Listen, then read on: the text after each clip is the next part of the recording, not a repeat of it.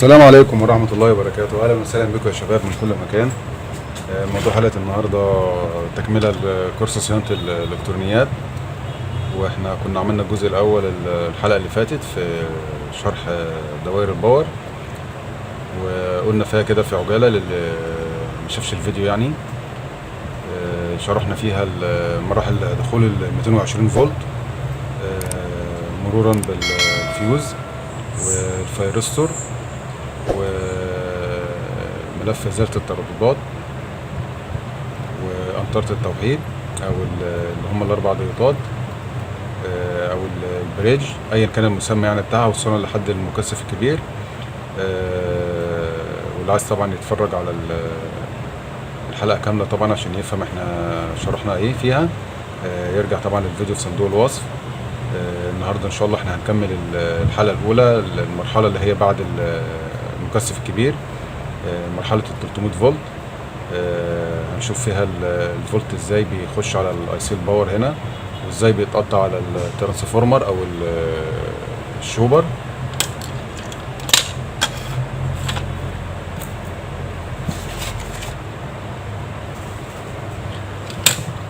بالنسبة للاي سي الباور هنا، ده طبعا الشكل الاشهر ليه اللي هو الاي سي اللي هو ال8 رجول اللي انتوا شايفينه ده. ب8 رجول هو وطبعا هو بيجي باشكال كتير، بيبقى فيه منه بيجي نفس الاي سي وبيجي معاه موسفيت، وبيجي موسفيت وترانزستور صغير زي ده كده. الموسفيت اهو وترانزستور التقطيع اهو. ايا كان شكل الدايره، فكره التشغيل واحده، ما تشوف اي كارته يعني ما تتخضش، هي كلها شغل واحد. الفرق بس في اختلاف المكونات اللي بتبقى عليها، وهشرح لكم الكلام ده دلوقتي عشان تعرفوا هي آلية تشغيلها ازاي.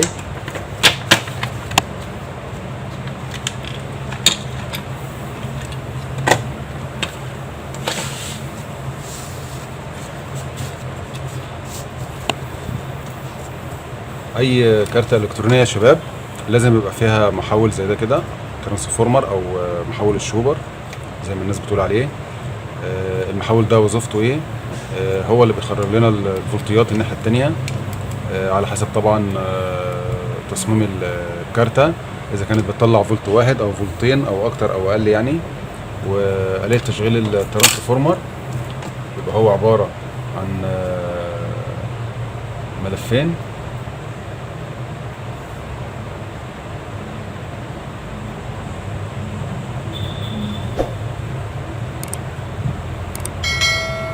بحاول ابسط لكم شكل الترانسفورمر من جوه، طريقه تشغيله ازاي.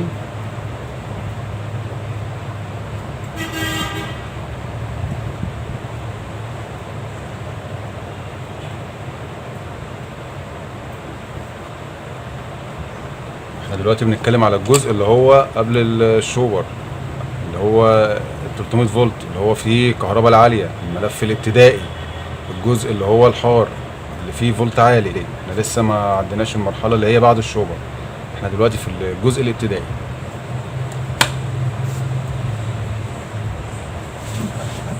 الشوبر بيبقى فيه ملفين هنا، وطبعا الملف هنا بيبقى ليه بدايه ونهايه. لو احنا جينا شفنا هنا الشوبر هنا اهو، جبنا المالتيمتر بتاعنا،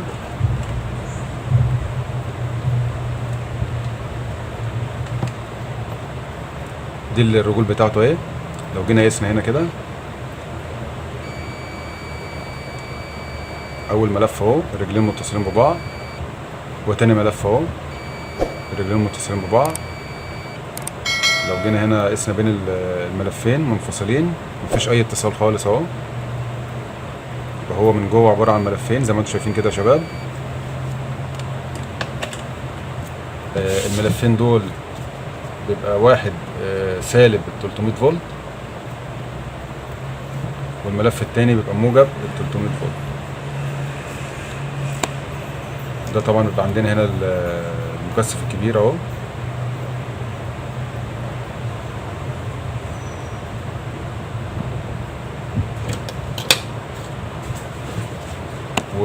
دايره التقطيع عشان تشتغل لازم لها طبعا اي سي، والاي سي زي ما قلت لكم بيجي الشكل اللي هو المتعارف عليه اللي هو 8 رجل.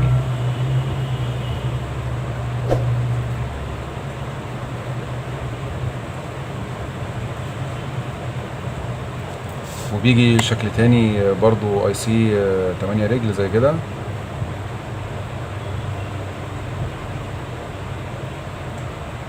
وبيبقى معاه مصفت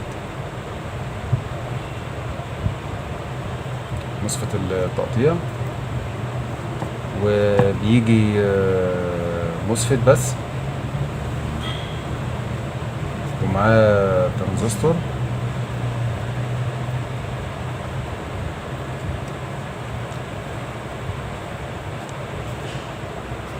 زي الدايره اللي انا وريتها لكم اهو، الترانزستور اهو والمصفت اهو، مفيش اي سي. وبيجي اي سي 3 رجول،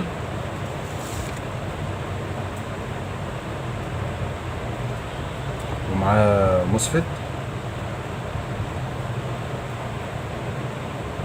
زي اللي بيجي في برد الشاشات اهو، المصفت اهو، وست تقطيع 3 رجول اهو الصغير.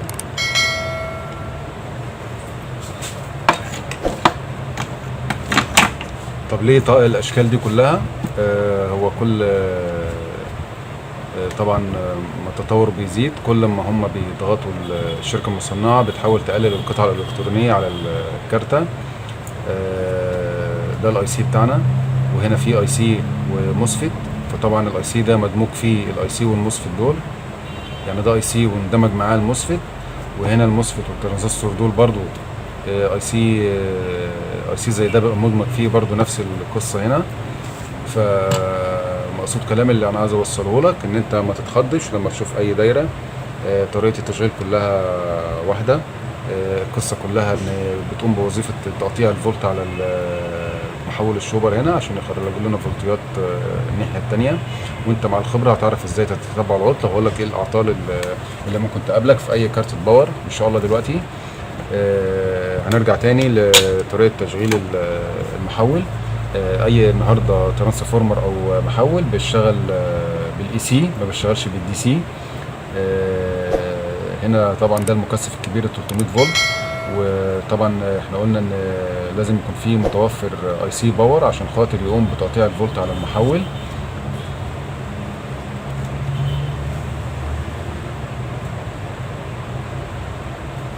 ادي الاي سي اهو،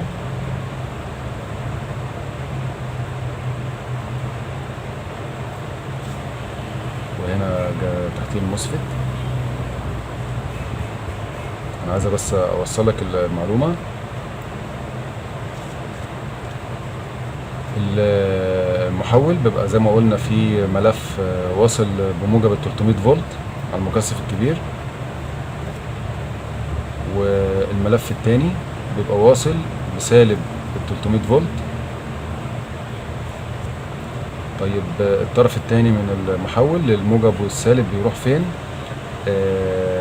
طبعا عشان خاطر عمليه التقطيع تحصل لازم يكون فيه 300 فولت على الموسفيت هنا، على الدرين بتاع الموسفيت، لان طبعا اي موسفيت بيبقى ليه 3 رجول، الدرين والجيت والسورس.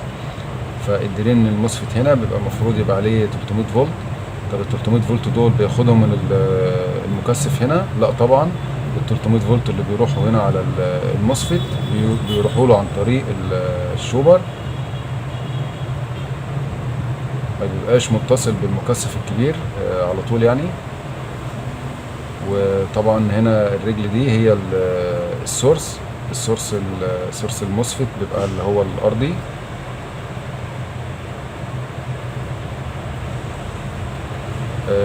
بعد كده فاضل عندنا الرجل اللي هي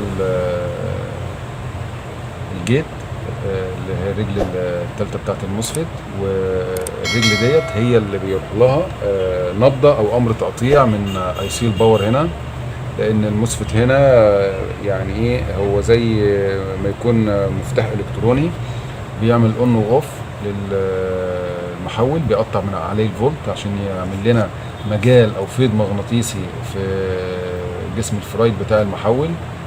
و بينتج عنه موجات بتروح للملفات اللي هي في الجزء الثانوي، في اللي هو الناحيه الثانيه من المحول، اللي بتخرج لنا الفولتيات اللي الكارته محتاجاها. بيجي له نبضه طبعا من هنا من اي سي الباور على الجيت بتاع الموسفيت هنا، ومن خلاله بيقوم بالتقطيع على المحول وبيطلع لنا الفولتيات هنا بقى على حسب ايه، زي ما قلت لكم، على حسب تكوين الدايره الالكترونيه. يبقى دلوقتي اي سي التقطيع بيعمل نبضه على الموسفيت، بيخليه يقطع الفولت على الشوبر هنا او الترانسفورمر، بيطلع لنا طبعا الفولتيات هنا الناحيه الثانيه زي ما انتم شايفين كده. الكارته دي اوضح شويه.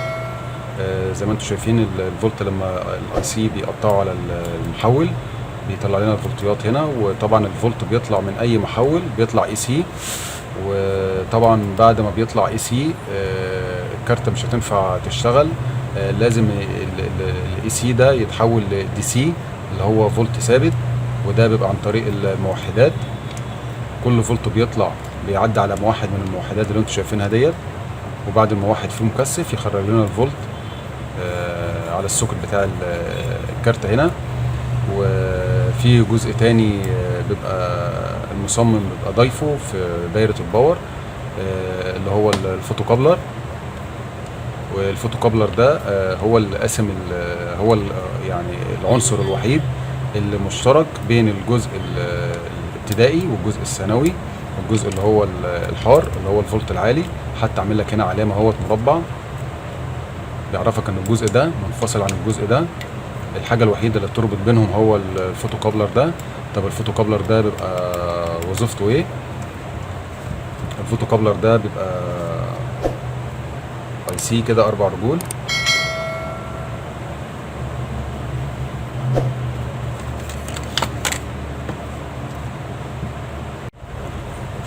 طب ايه هو الفوتوكابلر؟ الفوتوكابلر ده بيبقى مسؤول عن دايره الفيدباك او التغذيه العكسيه، وبيبقى قاسم البورده نصين. يعني هو العنصر الوحيد اللي بيبقى متصل بين الجزء السخن والجزء البارد. زي ما انتم شايفين اهوت البورده مش متصله ببعضها خالص. الجزء الابتدائي مفصول عن الجزء الثانوي خالص. الفوتوكابلر هو الوحيد اللي متصل بين الجزئين. طيب وظيفته ايه الفوتوكابلر، او هو بيبقى عباره عن ايه؟ الفوتوكابلر بيبقى من ناحيه الجزء البارد هنا بيبقى عباره عن ليد ضوئي مشع، بيبقى معاه ترانزستور صغير بيبقى رقمه اللي هو TL 431. الليد ده الترانزستور ده ايه وظيفته مع الجزء الخاص بالفوتوكابلر اللي هو ناحية الجزء البارد اللي هو الليد الضوئي ده. احنا عندنا هنا مثلا الشوبر بيطلع لنا مثلا فولتات وليكن 24 و12 و5 فولت و3 فولت. الترانزستور ده بياخد عينة من اقل فولت هنا،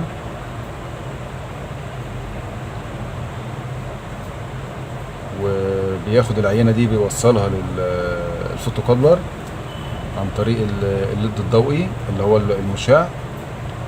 ومن خلال الاشعاع اللي هو طالع من الليد الضوئي بيتفاعل مع الترانزستور هنا الناحية التانية، بيبعت لنا اشارة لاي سي الباور يتحكم في شدة الفولت او ثبات الفولت في الجزء اللي هو البارد.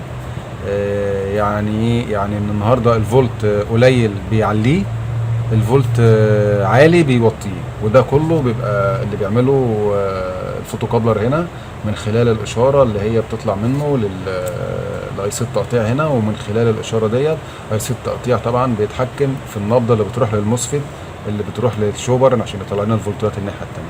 يعني الفوتوكابلر بيحافظ على ثبوت الفولت وثبوت الموجة الناحية التانية في الجزء البارد. ممكن يجي لك النهاردة كارتة تلاقي الفولت مثلا خارج هنا، تلاقي ده مثلا ال5 فولت دول تلاقيهم 9، ال12 دول تلاقيهم 20، 24 دول تلاقيهم 30. يبقى في خلل هنا في خارج ال3 فولت. يا هتلاقي في مشكلة في الديود بتاعه، يا اما هتلاقي مشكلة في المكثف. لازم هتلاقي في مشكلة في خط ال3 و3 فولت. تحل المشكلة بتاعت خط ال3 فولت، هتلاقي الفولتات دي كلها ظبطت معاك. وده من الاعطال الشهيرة لكارتات الباور، اللي هو تذبذب الفولتيات بالعلو او النقصان، بيبقى سببه هنا الفوتوكابلر او دايرة الفيدباك اللي هي بتبقى عبارة عن TL 431 والمقاومات اللي جنبيه هم المسؤولين عن ثبات الفولت في الجزء البارد. كده احنا عرفنا دايرة الباور باختصار بتشتغل ازاي. هنيجي بعد كده للأعطال. والأعطال هنا أول عطل هيجي لنا طبعا إن ممكن يجي لنا الجهاز لو جالنا قطع باور خالص. طب الجهاز قطع باور، أول حاجة طبعا بنتمم على الفيشة وبنشوف الفيوز والفيروستور، لقينا فيهم قطع. بنحاول نشوف المكونات اللي هي في الجزء السخن هنا في اي حاجه عليها شورت هي اللي عملت قطع في الفيوز، لان الفيوز يعني قليل او من النادر ان هو بيقطع لوحده. تاني عطل معانا لو الجهاز جالك لمبه حمراء. طبعا لو الجهاز جالك لمبه حمراء يبقى المشكله بعد الشوبر، يعني مش منطقي يبقى المشكله قبل الشوبر، لان في لمبه حمراء معنى كده ان الفولت الستاند باي خارج، ان في فولت خارج بعد الشوبر. يبقى ما ينفعش نبص قبل الشوبر، هنا هنشوف المشكله اللي هي بعد الشوبر. نشوف المشكله فين هنا بعد الشوبر، وبيبقى في كارتة الداتا، بيبقى ممكن تلاقي فيه مشكله في كارتة الداتا نفسها. تالت مشكله ان احنا النهارده مثلا لمبه البيان اللي لقيناها بترعش ومش مستقره. المشكله ديت بنسبه كبيره بتكون من مكثف الستارت اللي هو بيبقى 47-50 فولت، اللي هو بيبقى ال 12 فولت اللي بيغذوا اي سي الباور. اوقات المكثف بيبقى فقط قيمه الفارات بتاعته، مش مواد التغذيه صح لاي سي الباور، بيخلي لمبه البيان ترعش او تلاقيها غير مستقره. طب احنا نتاكد من المشكله دي ازاي؟ من قبل ما نفك المكثف بنجيب سن الكاويه ونحطها على المكثف هنا ونراقب لمبه البيان نشوفها تثبت ولا لا. وبعد كده بنقيس الموحدات اللي هي في خارج دايرة الباور، نتأكد ان مفيش اي موحد من الموحدات ديت شورت، لان لو في اي موحد من دول شورت طبعا هيعمل كتمة في الباور في الخارج. وفي نفس الوقت ان ممكن نلاقي زي ما انا كنت بقول لكم على مشكلة الفوتوكابلر، ان ممكن نلاقي هنا في مشكلة في خط ال5 فولت او خط ال3 فولت اللي هو بيروح للفوتوكابلر. وطبعا دوت اللي مخلي كل الفولتيات مش مستقرة سواء بالعلو او بالنقصان. لما تيجي تحل المشكلة بتاعت خط ال3 او خط ال5 هتلاقي الفولتيات كلها استقرت والكارت خرجت الفولتيات كلها مظبوط. ودلوقتي لما يكون انت قست الدايرة كلها ولقيت برضو في مشكلة في الجزء البارد، يعني احنا دلوقتي الجهاز قطع باور خالص، وقست الفيوز وقست الفيروستور وقست عنترة التوحيد او الضيوطات، لقيت الدنيا دي كلها تمام ومفيش اي شورت على البوردة. تقيس اي سي الباور. طبعا احنا ما عندناش اسلسكوب عشان خاطر نعرف نقيس اي سي الباور، بس احنا برضو ممكن اقول لكم على طريقه من خلالها ممكن تتاكد اذا كان اي سي الباور سليم ولا لا. بتقيسه مع الارضي كل الرجول بتاعته. اهم حاجه ما تلاقيش قرايات صغيره، يعني ما تلاقيش مثلا قيمه مقاومه قليله 40 50 اوم 60 اوم القيم القليله ديت.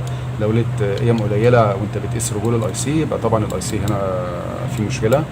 طيب لقينا الاي سي فيه مشكله وانا مش متوفر عندي نفس الرقم. اي اي سي باور النهارده بيبقى المفروض بيبقى فيه 4 رجول هم الاساسيين. لازم تبقى فاهم طبعا الرجول الاساسيه في اي سي الباور، عشان خاطر من خلال معرفتك بالرجول دي ممكن تقدر تعوضه باي اي سي تاني.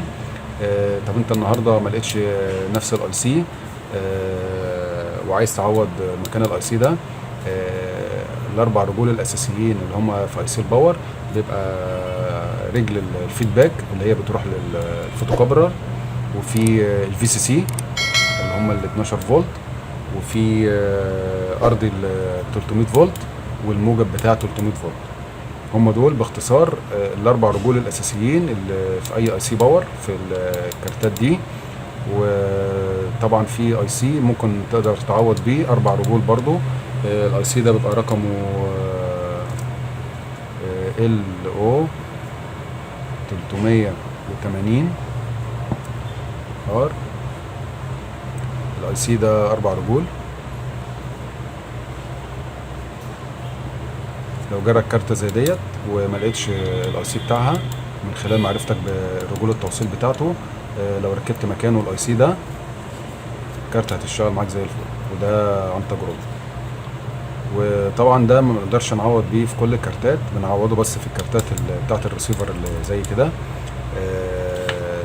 طب في برد الشاشات اللي زي دي، في حالة لما نلاقي اي سي الباور ان هو فيه مشكلة ومش عارفين نجيب له بديل او نعوضه، طبعا بدل ما تغير البوردة كلها احنا بنعوض دايرة التقطيع ديت.